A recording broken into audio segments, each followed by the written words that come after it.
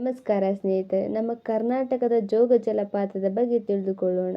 ನಿಮಗೆ ಗೊತ್ತಾ, 1900ರ ದಶಕದಲ್ಲಿ ಬ್ರಿಟಿಷರು ಜೋಗ ಜಲಪಾತವನ್ನು ಹರಿಯುವ ನೀರಿನ ಅದ್ಭುತ ಎಂದು ವಿಶ್ವಕ್ಕೆ ಪರಿಚಯ ಮಾಡಿದ್ದರು. ಇನ್ನು ಜೋಗ ಜಲಪಾತದ ಸುತ್ತಲಿನ ಪ್ರದೇಶದಲ್ಲಿ ಕಂಡುಬರುವಂತಹ ಮೊನಾರ್ಕ್ ಚಿಟ್ಟೆಗಳು ಪ್ರವಾಸಿಗರಿಗೆ ಹೆಚ್ಚು ಆಕರ್ಷಣೆಯನ್ನು ಮಾಡುತ್ತದೆ. ಮಳೆಗಾಲದಲ್ಲಿ ಇಲ್ಲಿ ಕಾಣುವ ನೀರಿನ ಬಣ್ಣವು ಕಾಫಿ ಕಂದು ಬಣ್ಣಕ್ಕೆ ತಿರುಗುತ್ತದೆ. ಆದರೆ ಬೇಸಿಗೆಯಲ್ಲಿ ಅದು ಸ್ಪಷ್ಟವಾದ ಹಸಿರು ನೀಲಿ ಬಣ್ಣದಲ್ಲಿ ಕಾಣಿಸುತ್ತದೆ. ಜೋಗ ಜಲಪಾತವನ್ನು ನೋಡಲು 370 ಮೆಟ್ಟಿಲುಗಳು ಕೆಳಗೆ ಇಳಿಯುವ ಟ್ರೆಕ್ ಮಾರ್ಗವಿದೆ.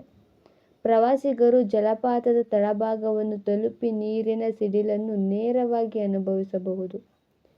ಜೋಗ ಜಲಪಾತ ನೀರು ವಿದ್ಯುತ್ ಉತ್ಪಾದನೆಗೂ ಸಹ ಉಪಯೋಗವಾಗುತ್ತದೆ. ಇಲ್ಲಿ ಲಿಂಗಮುಖಿ ಅಣೆಕಟ್ಟು ನಿರ್ಮಾಣದಿಂದ ಶರಾವತಿ ಜಲವಿದ್ಯುತ್ ಯೋಜನೆಯನ್ನು ಯಶಸ್ವಿಯಾಗಿ ಮಾಡಲಾಗಿದೆ.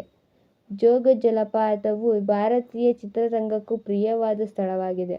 ಇಲ್ಲಿ ಅನೇಕ ಕನ್ನಡ, ಹಿಂದಿ ಚಲನಚಿತ್ರಗಳ ಚಿತ್ರೀಕರಣವೂ ನಡೆದಿದೆ.